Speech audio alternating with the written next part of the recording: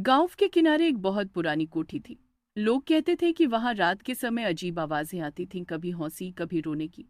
किसी ने कभी हिम्मत करके अंदर झांकने की कोशिश नहीं की थी। एक रात दो दोस्त रवि और अजय जिज्ञासा में उस कोठी की ओर चल पड़े। अजय, यार ये सही नहीं है। सुना है यहाँ भूतनी रहती है। अब बकवास है। गांव वाले बेवजह डरते हैं। चल, आज सच का पता लगाते हैं। दोनों कोठी के बड़े दरवाजे पर पहुंचते हैं। दरवाजा चर्र की आवाज के साथ अपने आप खुल जाता है। तूने खोला ये दरवाजा? ये तो अपने आप खुल गया। दोनों अंदर दाखिल हुए। चारों तरफ अंधेरा, टूटी कुर्सियां और मकड़ी के जाले थे। अचानक ऊपर से पैरों की आहट गूंजी। ऊपर कोई है? कौन है वहाँ? अचानक कोने से सफेद साड़ी पहने औरत की परछाई दिखती है। उसके बाल खुले और आंखें लाल हैं। भूतनी हवा में तैरते हुए दोनों की तरफ बढ़ती है। क्यों आए हो मेरी कोठी में? आज तुम दोनों का नंबर आ गया। आज तुम दोनों को मार के रखूंगी। हम बस देखने आए थे, हमें माफ कर दो। सालों से मैं यहाँ कैद हूँ। जो भी यहाँ आया कभी जिंदा बाहर नहीं गया। रवि और अजय कांपने लगते हैं।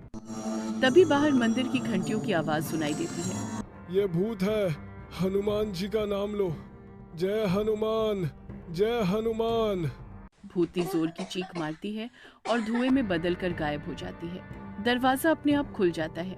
दोनों दोस्त दौड़कर गांव लौटते हैं और कसम खाते हैं कि कभी उस पुरानी कोठी के पास भी नहीं जाएंगे। रात गहरी हो चुकी थी और पूरा गांव शांत था। रवि और अजय एक दूसरे को देखते हैं। डर के साथ साथ उनके मन में अब जिज्ञासा और बढ़ गई थी। रात को दोनों को बार बार वही लाल आंखों वाली औरत का चेहरा दिखाई देता था। अगले दिन वे गांव के पंडित के पास पहुंचे। पंडित जी, हम कल रात कोठी गए थे।